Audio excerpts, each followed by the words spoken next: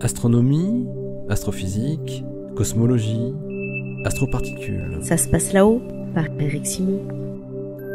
Quelques études récentes indiquaient que des galaxies situées à une époque remontant à 10 milliards d'années semblaient manquer de matière noire et avaient une courbe de rotation décroissante avec la distance de leur centre.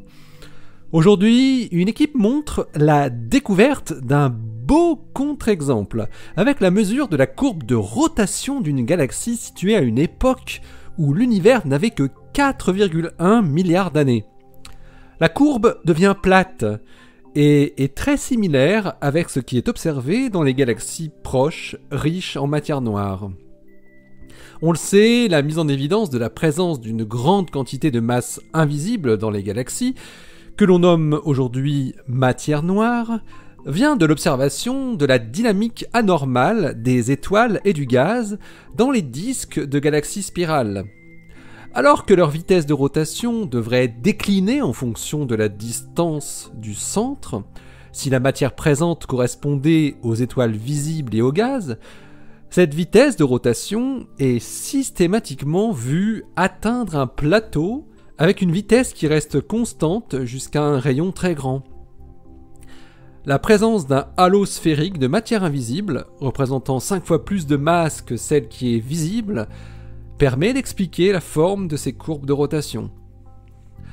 Patrick Drew de l'Université du Texas et son équipe ont trouvé par hasard une galaxie très lointaine sur laquelle ils ont réussi à mesurer la vitesse de rotation en fonction de la distance à son centre, sa courbe de rotation.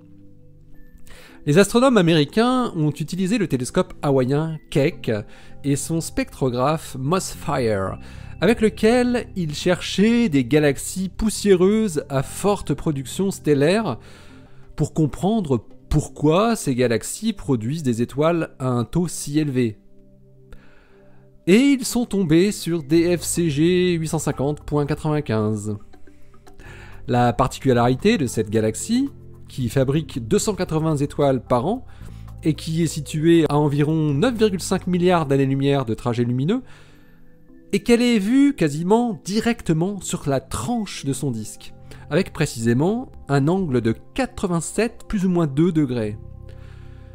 Cela a permis à Drew et ses collègues de pouvoir mesurer les décalages spectraux d'une part et d'autre du centre de la galaxie et de pouvoir mesurer la vitesse de rotation en fonction de la distance au centre.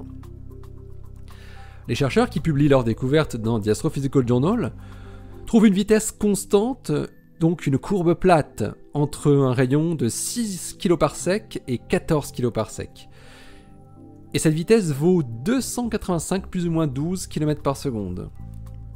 Ils sont confortés dans le fait que le champ de vitesse observé est dominé par la rotation grâce à une mesure de la dispersion de vitesse du gaz ionisé avec un sigma de 48 plus ou moins 4 km/s et qui est donc 6 fois inférieur à la vitesse maximale observée.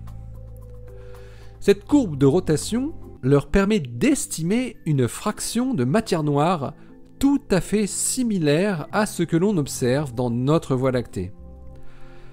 DSFG 850.95 possède 38 milliards de masses solaires sous forme d'étoiles, 88,8 milliards de masses solaires sous forme d'hydrogène moléculaire, pour une masse totale, une masse dynamique de 270 milliards de masses solaires.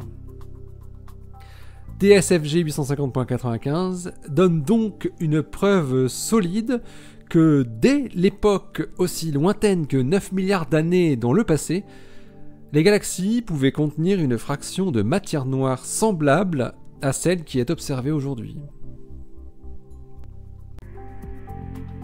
Allez, d'ici la prochaine, portez-vous bien, restez bien les yeux vers le ciel et les pieds sur terre. Salut!